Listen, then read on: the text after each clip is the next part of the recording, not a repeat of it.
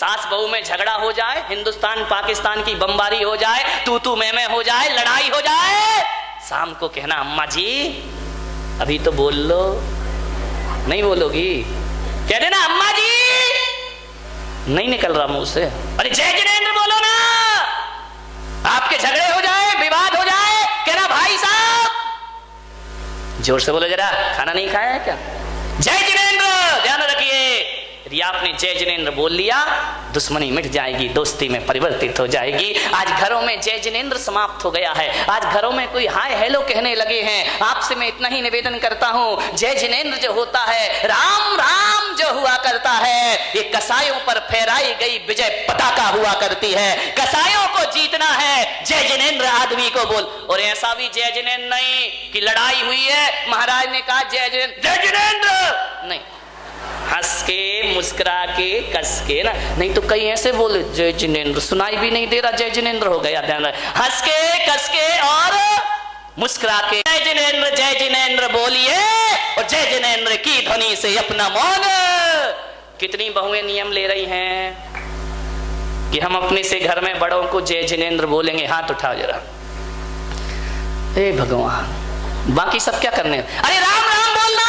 जो राम को मानते हैं राम राम बोले, जो जिनेंद्र को मानते हैं वो जय जिनेंद्र बोले। आपसे भी निवेदन है, हाथ उठा के विश्वास दिलाओ अपने घरों। आदमी बहुत सीधा है यहाँ का यार, महाराष्ट्र का देखो, इनने तो हाथ पूरे नहीं उठाए, आदमी ने फट से उठा दिए। कोई बात नहीं है। अब इस चक्कर में ये महिलाओं के साथ लफड़े बहुत हैं। अभी जय जिनेंद्र का नियम तो ले लिया है, अब सासू बैठी देख रही होगी चुपचाप चुपचाप है। अब मान लो किसी दिन ये बहू जय जिनेंद्र करना भूल गई तो मालूम है सास क्या कहेगी? हाँ, मुझे मालूम था, बड़ा नियम ले रही थी महाराज की सभा में। अरे मुझे मालूम था तू नहीं सुधरेगी, 4 दिन की चांदनी और फिर अंधेरी। ना बाबा, ऐसे उलाहने मत दो बहू को। यदि किसी दिन बहू जय जिनेंद्र करना भूल गई तो अम्माओं से निवेदन है कि बहू के कमरे कौन बहू बोली अब आएगा मजा। ध्यान रखिए, अम्मा जी जाए और बहू के दरवाजे खटखटाए और बोले बेटी जय, बोल दो ना जय जिनेंद्र। मुंह खुल रहा है क्या तुम्हारा? दही जमा है क्या? विचार कर, बोले बेटी जय जिनेंद्र। समझदार बहू होगी तो कहेगी यार मुझे पहले जय जिनेंद्र करना चाहिए, अब कल से अम्मा जय जिनेंद्र करने आए उससे पहले मैं जाके जय जिनेंद्र करूंगी। इसी बहाने अम्माओ, जगत जननी जगदम्बाओ, तुम्हारी बहू जल्दी उठने लगेगी मेरे भाई। ध्यान रखिए, विचार जय जिनेंद्र होना चाहिए। मुंह मत फेरिए दुश्मन को देख करके कि यहां से दुश्मन आया तुमने मुंह फेर लिया, वहां से दुश्मन आया उसने मुंह फेर, मुंह मत फेरिए। नजरें मिलाइए। 4 मिले 64 खिले, 4 मिले 64 खिले, 4 मिले 64 खिले, 4 मिले 2 हमारे 2 सामने वाले के, 4 मिले 64 खिले। निगाहें मिले और होंठ ना खिले, ऐसा हो सकता है क्या?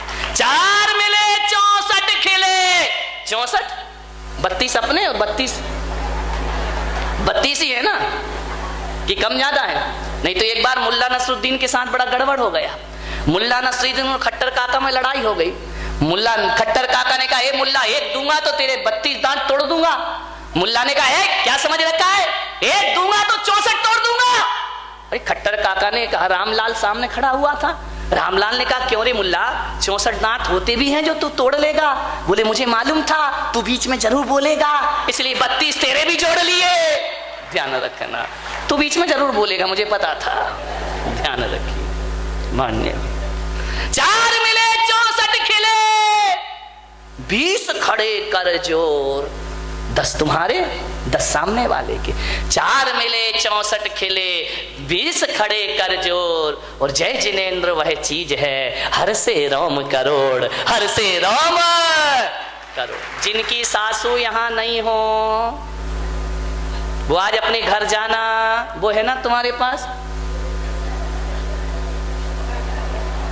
मोबाइल है ना, जैसे ही फोन लगाना अम्मा जी कहेगी हाँ बहू हेलो, अम्मा जी से कहना अम्मा जी हाय हेलो छोड़िए और जय जिनेंद्र बोलिए। जय जिनेंद्र का पाठ पढ़िए, जिंदगी में मुस्कुरा के पढ़िए, जीवन में आनंद बरसेगा।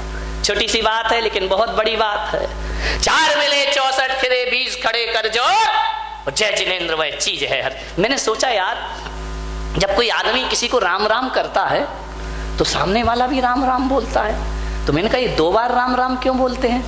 एक बार भी तो बोल सकते भैया राम, वो भी बोल दे राम, लेकिन इधर से भी कहा जाता है राम राम, उधर से भी कहा जाता है राम राम। तो मैंने कहा ऐसा 2 बार क्यों बोला जाता है राम राम, उत्तर आता है राम राम। फिर मैंने सोचा जरूर इसमें कोई कारण होगा, 2 बार ही राम राम बोलना चाहिए। इसलिए बोलना चाहिए कि जे 2 बार यदि राम राम बोला जाता है तो सामने वाला भी राम राम कहता है। इसका मतलब इतना है, जो बोल रहा है उसमें भी राम समाये हैं और जिससे बोला जा रहा है उसमें भी राम समाये हैं। तो राम से राम का मिलन राम राम होता है और जिनेंद्र से जिनेंद्र का मिलन जय जिनेंद्र हुआ करता है। ध्यान रखिए, तुम्हारे भीतर भी राम है, मेरे भी, मुझ में राम, तुझ में राम, सब में राम समाया है। कर लो सभी से प्यार, यहाँ पर कोई नहीं पराया है। ध्यान रखिए, सब किस लिए राम ही राम बसे हुए हैं। मान्यवर कबीर थे, बहुत बड़े संत, उनके जीवन में बड़ा आनंद था। पति पत्नी साथ रहते थे, लेकिन कबीर के घर में कभी झगड़े नहीं हुआ करते थे। पड़ोस वाले हैरान हो गए, ऐसा तो कोई घर नहीं होगा जहां पति पत्नी झगड़ा नहीं करें। लड़ाई तो होती होगी बिना सिर पैर की, लेकिन लड़ाई तो होगी ना। पति पत्नी का झगड़ा कोई सीरियस झगड़ा थोड़ी होता है। एक बार क्या हुआ, पति पत्नी में झगड़ा हो गया, दोनों तलाक लेने पहुंच गए मजिस्ट्रेट के पास। मजिस्ट्रेट ने कहा भाई पति पत्नी एक बार और सोच लो, ये झगड़ा मत करो, एक हो जाओ दोनों। बोले नहीं नहीं, अब तो तलाक होगी, चाहे कुछ भी हो जाए, अब हम साथ नहीं रहेंगे। अरे तो मजिस्ट्रेट ने कहा थोड़ा और सोच लो, तलाक मत लो। बोले नहीं, तलाक दीजिए, मैं इस आदमी के साथ एक पल भी नहीं रह सकती हो। तो मजिस्ट्रेट ने कहा फिर ऐसा करो, तुम्हारी संपदा का आधा आधा बंटवारा कर लेते हैं, आधा पत्नी को दे दो, आधा तुम ले लो। बोले ठीक है बांट दो। सारी संपदा बट गई। लड़का एक ही था, बोले इसको कैसे बांटे, आधा आधा कैसे करे कि आधा लड़का तू ले ले, आधा लड़का तू ले ले। पति ने पत्नी को देखा, पत्नी ने पति को देखा।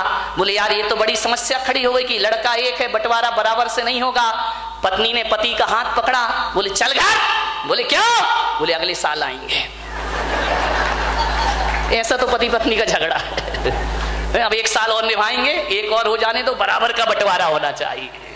तो पति पत्नी के झगड़ों में ज्यादा सीरियस मत होना, ये तो लड़ते भी हैं और मिलते भी हैं, चलते रहता है इनका। विचार करिए आप, ऐसा कोई घर नहीं है जिस घर में पति पत्नी में झगड़े ना हो।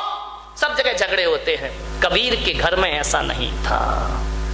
बरसों से कबीर अपनी पत्नी के साथ रहता था, लेकिन कबीर ने कभी झगड़ा नहीं किया, पत्नी ने कभी झगड़ा नहीं किया। एक जिज्ञासु ने पूछा कि ऐसा कोई है इस धरती पर जिसके घर में झगड़े ना हो?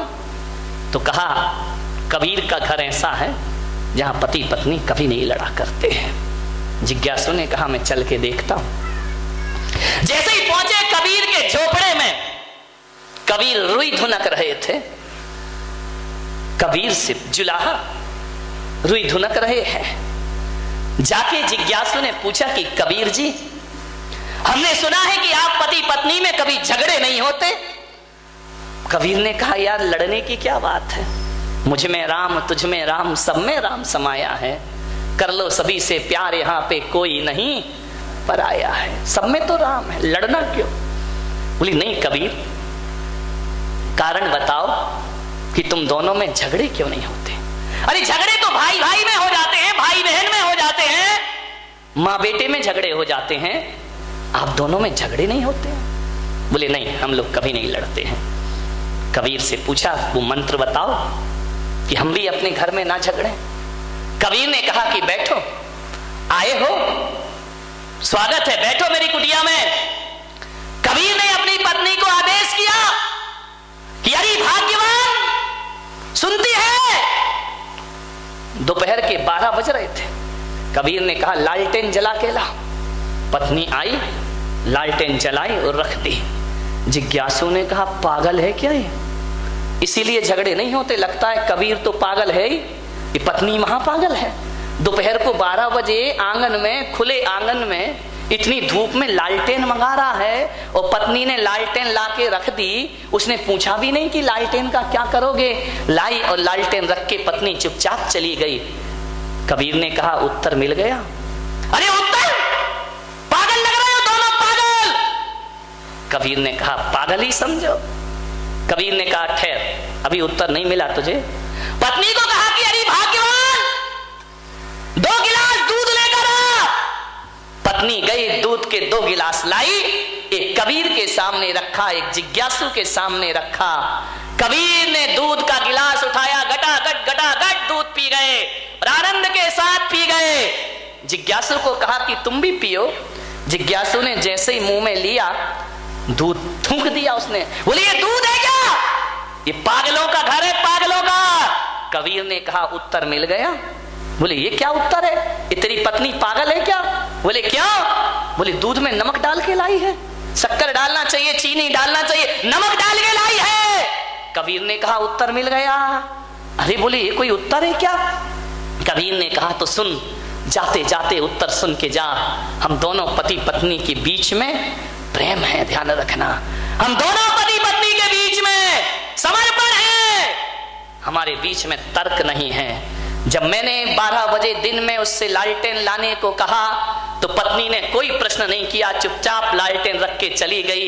जब पत्नी लालटेन लाने पे प्रश्न नहीं करती है तो धोखे से शक्कर की जगह नमक डल गया तो मैं भी उससे कोई प्रश्न नहीं किया करता हूं। और इतना ही ध्यान रख, यदि जीवन में आनंद को जीना है तो मैं भी बारामती वाले आपसे कह रहा हूं, एक कोटेशन में आपको दे रहा हूं, जहां दिन में 4 बार आपकी नजर पड़ती हो, दुकान में, ऑफिस में, घर में, मकान में, एक लाइन लिख के रखना। जहां दिन में 1000 बार देखते हो वहां लिख के रखना, जहां समर्पण है वहां स्वर्ग है, और जहां तर्क है वहां नरक है। ध्यान रखिए, जहां समर्पण है वहां स्वर्ग है, और जहां तर्क है वहां समर्पण से बड़ा सुख जीवन में कुछ नहीं हुआ करता है। जीवन में आनंद को बटोरना है, समर्पण होना चाहिए। जब पत्नी ने नहीं पूछा कि लालटेन क्यों लाऊं, तो मुझे भी नहीं पूछना चाहिए कि तूने नमक क्यों डाला। तुम्हारे यहां तो इसी में महाभारत मचती रहती है। थोड़ी सा नमक कम हो गया, साली थाली सुदर्शन चक्र बन जाया करती है। ध्यान रखिए, समर्पण में जियो, झुककर जियो, समर्पण में जियो। अगड़ने में कोई फायदा नहीं है। जहां समर्पण है वहां स्वर्ग है, इसको दिमाग में रख लेना। जब भी लड़ाई के वातावरण मिले, जब भी लड़ने झगड़ने की स्थिति पैदा हो, तो मेरी ये बात याद रखना, उसी समय आपको क्लिक कर जाए कि जहां समर्पण है वहां स्वर्ग है, और जहां तर्क है वहां नरक है। तर्क मत करिए ज्यादा, समर्पण में जी।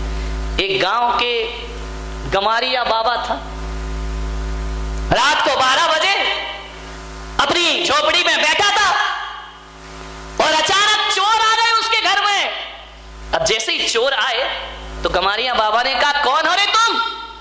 बोले हम चोर हैं। तो चोरों ने पूछा बाबा तुम कौन हो? बोले हम भी चोर हैं। अरे बोले चोर चोर मौसे रे भाई, बोले तू भी चोर और हम भी चोर। बोले उन चारों चोरों ने कहा कि बाबा अब तो अपनी खूब जमेगी। अरे बोले बहुत जमेगी, तू भी चोर और मैं भी चोर। तो बोले क्या करें? बोले बाबा अब थोड़ी सी सहायता करो। बोले क्या सहायता करें? बोले मेरे साथ वृंदावन में चोरी करने के लिए चलिए। बाबा गमारिया बाबा ने कहा चलो यार आज चोरी करते, मजा आ गया जिंदगी का। चारों चोरों को लेकर गमारिया बाबा वृंदावन पहुंचा। एक गोपी के घर में घुस गए। जैसे ही घुसे, सामान इकट्ठा किया, बांधा, पूरे आभूषण कपड़े बांध बूंद के तैयार। जैसे ही तीली जलाई, माचिस जलाई, एक ढोलक रखी हुई थी, गवारिया बाबा ने ढोलक उठाई और ढोलक बजाना शुरू कर दी जोर जोर से। अरे चोरों ने कहा तेरा सत्यानाश हो, मरवाएगा क्या तू? ढोलक काय को बजा रही है? चोरी कर रहे, जरा सीरियस रहे, गंभीर है। अरे वो तो अपना बजा रहा है, मैया मोरी मैं नहीं माखन। अरे इसने कहा यार ये मरवाएगा ये गंवारिया बाबा। ये जोर जोर से ढोलक बजा रहा, नाच रहा है गंवारिया बाबा जोर जोर से। आज मिल गया, आज मिल गया। अरे गांव के लोग उठ गए। 12 बजे रात को इतनी जोर से ढोलक बज रही है। चारों चोर भागे पोटली लेकर के। गांव वालों ने पकड़ा, इतना मारा चोरों को, इतना मारा कि चोरों की कमर टूट गई। लोग अंदर आए कि ढोलक कौन बजा रहा है? लोगों ने कहा, रे गंवारिया बाबा तुम ढोलक क्यों बजा रहे हो? अरे बोले मिल गई तो बजा रहा हूं, मेरे को तो आनंद ही आनंद है जीवन में। बोले ढोलक क्यों? बोले वो 4 चोर आए थे। बोले हाँ। तो बोले तुम क्या कर रहे थे? बोले मैं भी चोरी करने आया था। और तो ढोलक काहे को बजा रिया है? अरे ढोलक देख के मैंने सोचा यार हरि का भजन कर लूं, भगवान का भजन कर लूं। तो बोले ढोलक बजा रहे तुम चोरी करने क्यों आए? बोले वो 4 चोर क्या चुरा के ले गए? अरे बोले आभूषण ले गए, कपड़े ले गए। अरे गंवारिया बाबा ने कहा सत्यानाश मेरी बुद्धि का, रात को 12 बजे 4 चोर आए तो मैं समझा कि वृंदावन में चोरी को कह रहे हैं तो शायद माखन चोर आया होगा, इसलिए मैं उन चोरों में शामिल हो गया। ध्यान रखना, मैं तो माखन चुराने आया था कि हरि की कृपा बरस गई, हरि आए हैं और कह रहे हैं कि चलो बाबा माखन चुराने चलते हैं। ध्यान रखिए मान्यवर, सोचिए ये आनंद है जीवन का। उदासी जिन चेहरों का श्रृंगार करती है, उदासी जिन चेहरों का श्रृंगार करती है, मक्खी भी उन पर बैठने से इनकार करती है। ध्यान रखिए।